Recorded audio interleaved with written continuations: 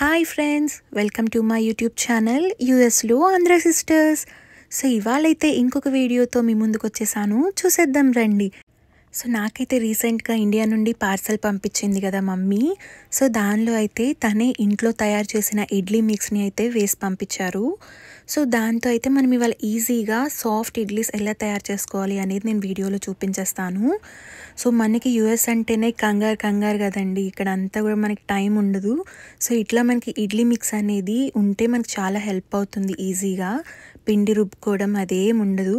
So ఇట్లా direct idli మిక్స్లో మనం కొంచెం సాల్ట్ అయితే యాడ్ చేసేసుకొని ఇంకా వాటర్ అయితే వేసుకొని మనకి ఇడ్లీ పిండి అయితే కన్సిస్టెన్సీ ఉంటుంది కదా, సో ఆ కన్సిస్టెన్సీ వచ్చే వరకు అయితే మిక్స్ చేసుకోవాలి. చూస్తున్నారు కదా ఇలా వీడియోలో కనిపిస్తున్నట్లు.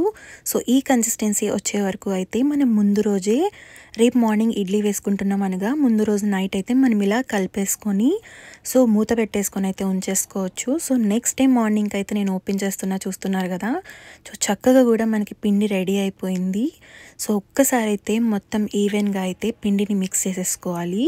సో కొంచెం ఉప్పు ఏమన్నా పడుతుందేమో మీరు టేస్ట్ చూసుకోవచ్చు. ఇంకా ఇడ్లీ రేకులకి అయితే కొంచెం మనం ఇలా నెయ్యి అప్లై చేసుకుంటే ఆ టేస్ట్ చాలా బాగుంటుంది. సో నేనైతే ఇట్లానే నెయ్యి అప్లై చేసేసుకుంటున్నాను ఇడ్లీ రేకులకైతే. సో చూస్తున్నారు కదా ఇక్కడ ఎండలు చాలా ఉన్నాయి, కానీ కొంచెం నెయ్యి అలా అప్లై చేసాక చూడండి ఎలా గట్టిగా అయిపోతుందో. సో మొత్తానికి అయితే ఇలా నేనైతే 3 రేకులు తీసుకున్నాను. సో 3కి కూడా ఇట్లా నెయ్యి అయితే అప్లై చేసేసుకున్నానండి. సో నెయ్యి అప్లై చేసుకుంటే మనకు ఆ ఫ్లేవర్ చాలా బాగుంటుంది ఇడ్లీ, అండ్ ఈజీగా కూడా వచ్చేస్తుంది.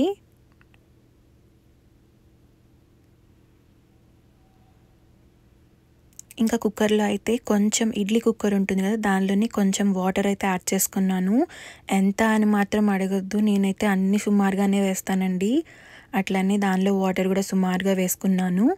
ఇంకా 3 రేకుల్లో కూడా ఇట్లా ఇడ్లీ పిండి అయితే నింపేసుకున్నాను.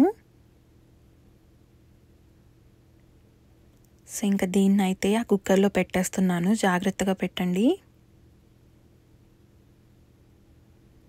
సో ఇంకా నార్మల్గా మనం ఇడ్లీ ఎలా వేసుకుంటామో నేనైతే మూత పెట్టేసి సో స్టవ్ వెలిగించేసి టోటల్ ఒక 5 మినిట్స్ అయితే మీడియం ఫ్లేమ్లో ఉంచుతాను. తర్వాత ఒక 10 మినిట్స్ అయితే లో ఫ్లేమ్లో ఉంచాను.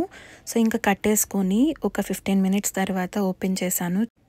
పెద్ద పోటుగత్తలా చేత్తో అయితే తీద్దామనుకున్నా, సర్రమని కాలింది. ఇంకా నాప్కిన్తో అయితే బయటికి తీసాను. సో చూడండి ఎంత మంచిగా ఈజీగా వచ్చేస్తున్నాయో ఇడ్లీ కూడా. చూడండి ఎంత మంచిగా అయ్యాయో. సో దాని మీద అయితే చక్కగా ఇండియా నుండి పంపించిన నెయ్యి వేసుకున్నాను. అండ్ ఇదైతే కొబ్బరి పచ్చిమిర్చి చట్నీ అండి, ఇది కూడా ఇండియా నుండి పంపింది నిల్వ పచ్చడి. ఇంకా వేడి వేడి ఇడ్లీ కదా, టేస్ట్ అయితే చాలా బాగుంది. సో ఇడ్లీ మిక్స్ కూడా ఎట్లా తయారు చేసుకోవాలి అనేది కూడా నేను త్వరలో వీడియో షేర్ చేస్తాను. వీడియో నచ్చితే లైక్ చేయండి, షేర్ చేయండి, సబ్స్క్రైబ్ కూడా చేసుకోండి.